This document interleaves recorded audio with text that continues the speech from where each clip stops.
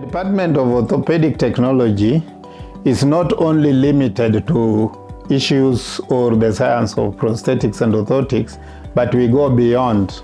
We do beyond because we are also dealing with walking appliances like the crutches.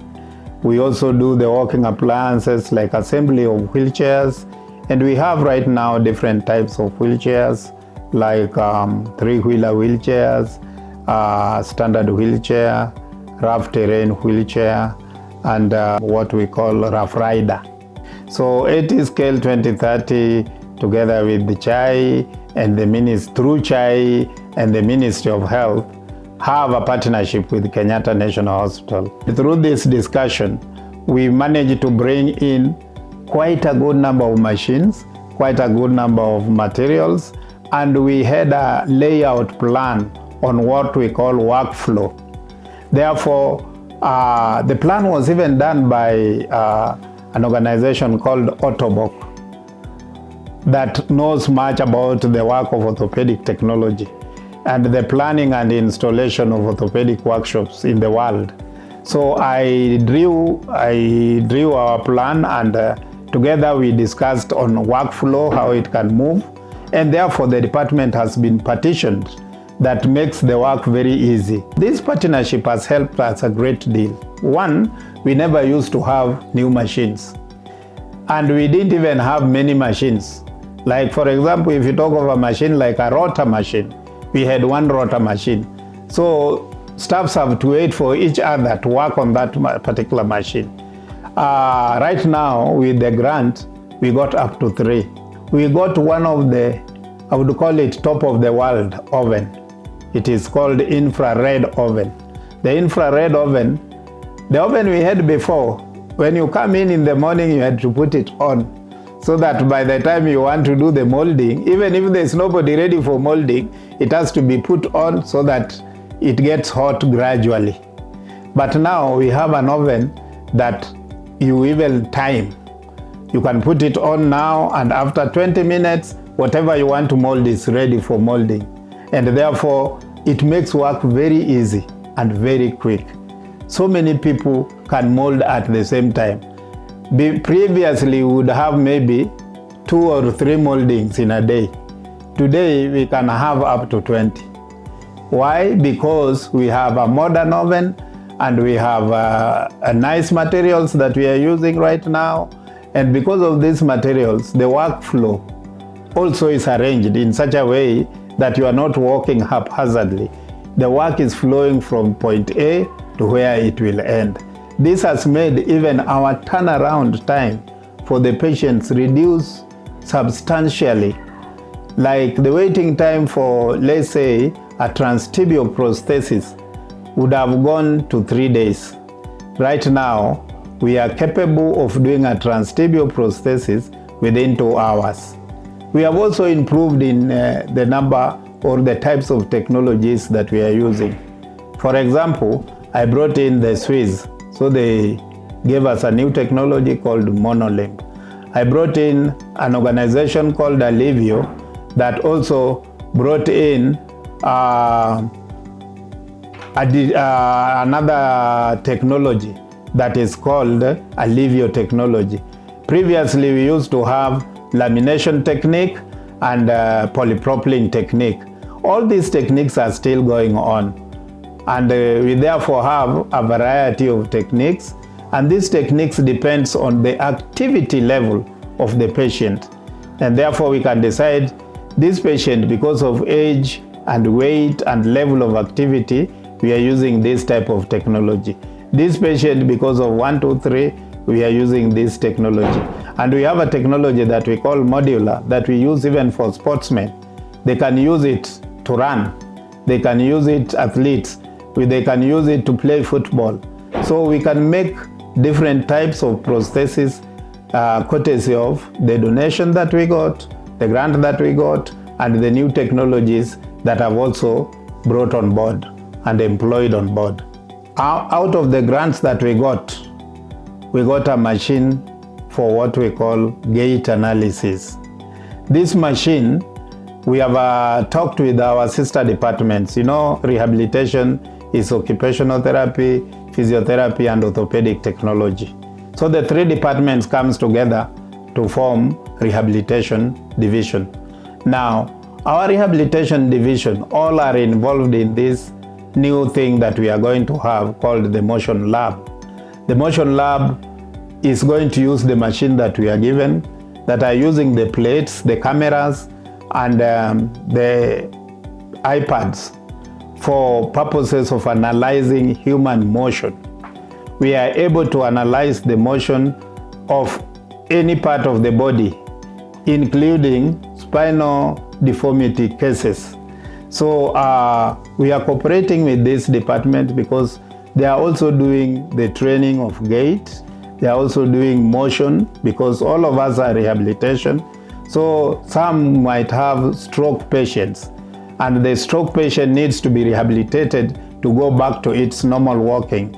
Some are children with otitis. Some are children that are born with cerebral palsy. So in the process of trying to train them to walk the normal way and train them like Otis train them on activities of daily living, like for example brushing the teeth, that motion is analyzed and we see whether it is in normal, below normal, or what can we be able to do better than what was done before. So this has brought in a cooperation. We are working together as a rehab department due to this thing we call the Motion Lab. The Motion Lab has come in courtesy of, again, the same grant that was given to us by CHAI through the Ministry of Health, and it is because of that partnership that I talked about. Prosthetic cases are actually cases that have got an amputation. You get through a road accident, God forbid, and you have your leg amputated. I am the person to come to. We are the people to come to. We are the ones that are doing prostheses, and the type of prosthesis we are doing is actually top of the world because we have variety.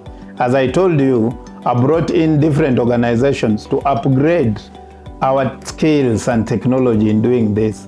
So prosthetic cases are amputees. Orthotic cases are like children that are born with other problems like cerebral palsy.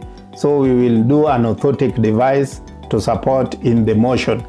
Again, this gets us back to the Motion Lab. And then we also have children, especially adolescents, and this happens more so with girls. They develop what we call scoliosis. It is a deformity in the spine, and we are the experts in the correction of the scoliosis. So whatever we make to correct this spine is called an orthotic device. But as I told you, we go beyond that because we are also doing walking appliances like crutches, walking frames, and wheelchairs. Early referral is the best way. Like for example, today is our clinic for clubfoot. Clubfoot are children born with foot carving like this. In medical, we call it congenital talipes equinovarus. Congenital talipes equinovarus, my department have moved to an extent of training the nurses in the maternity area and the newborn unit so that they can be able to identify these cases at birth. There's what we call Apgar score, which the nurses do to a child when the child is born. If they realize this child has got a foot deformity of any kind, though our main area is congenital talipes equinovarus, but if they get a foot deformity of any kind, a spinal deformity or a neck deformity, children are born with what we call congenital flexed neck, we correct that. So they bring and we do our part. Our part is passive correction, not using surgery, and we have been very successful. We are top of the world again in this type of management of clubfoot. We contribute a lot to the research. Like for example, right now, these technologies that I talk about, they have come from Western. And now we do our own research to ascertain whether certain technology is fit for our people. That is one area. The other area, we also do research. So the research we are doing helps us now to improve, because the results will help you improve in how to do these things the right way. In other words, we are working for their independence, total independence, and this improves the quality of living, the quality of life that they are having. It also improves their dignity, because he feels, yes, I'm respected as a normal human being, and that is what we are advocating for. Our services can be accessed any other day, but we have specific clinic days, like Tuesday and Wednesday. We do spinal cord injury cases, and that is the day we also give wheelchairs, and we give other supportive appliances. On part of that Wednesday, we also do prosthetic cases. That is the day those who are amputated comes in. On Thursday, it is a day of management of children deformities, like what I was telling you, congenital talipes. It is a very heavy clinic because we see up to sometimes 40 patients in one day. And we have new cases, and we have cases that are for reviews, and we have cases that we are renewing the plaster. So they all vary. And that is a day that we are very busy. On Friday is a day that we do orthotics. Those who are deformed, like post-polio paralysis cases, like people who have gotten stroke, somebody who have gotten an injury or an accident and therefore the leg is not okay. So whatever the appliance we make to support that leg is what we call an orthotic device. We allow walk-in patients, the patients that have been referred from far. Like now we have a patient all the way from Mandera. Such cases, even if they come on a day we are not supposed to see them, we will squeeze time to see them so that they don't go back without service. But then we will tell them the day their case is supposed to be seen.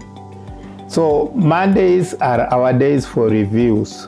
We review the cases that had been seen, and the day of review, any other case can come, either an orthotic case or a prosthetic case or a patient that just needs an appliance like a wheelchair. Our profession is not so much known, and therefore even here in our own hospital, my bosses who are the orthopedic surgeons sometimes wonder what I do.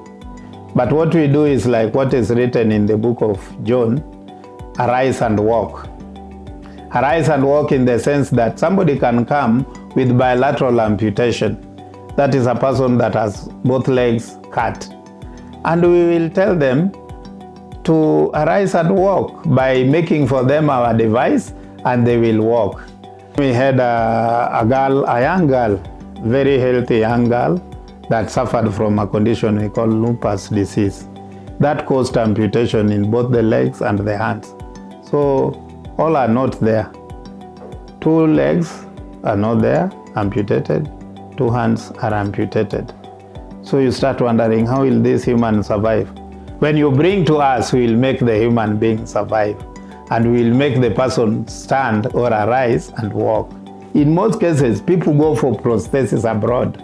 And when they go there, those prostheses, when they have a problem, they bring them back to us to rectify. Now, it beats logic. For example, I'll give you a rough cost of a prosthesis. A transfemoral prosthesis is roughly 200,000 Kenya shillings. They will go out there, they will buy it at around 1.2 or maybe 1.5 million. But they come back, they are not working with it nicely.